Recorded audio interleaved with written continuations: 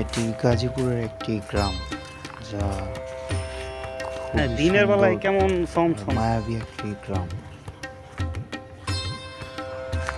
এই ইটভাটার শহরে একটু শান্তির খোঁজে আমাদের গাজীপুরে এত সুন্দর প্রকৃতির মাঝে প্রায় মাঝে মাঝে আমরা চলে আসি, যা একান্ত মনের খুব শান্তি দেয়।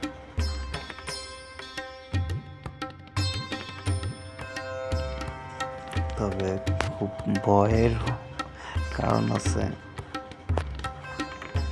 চারদিকে পানি, নতুন নতুন সব মাছ,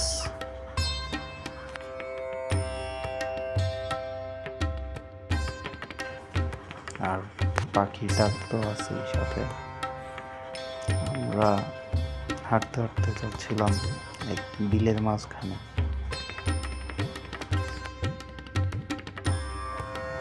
আর এখানে এই ব্যালকনিটা সবচেয়ে সমস্যাটা হয়েছে এটা পুরোটা যাতায়াত বিল ছিল ব্যবস্থা। লাল শাপলা ঘেরা, মাঝখানে একটা বাড়ি, যা খুব ভয়ঙ্কর ছিল, অদ্ভুত বলা যায়। চারপাশ শূন্য, শুধু একটা বাড়ি।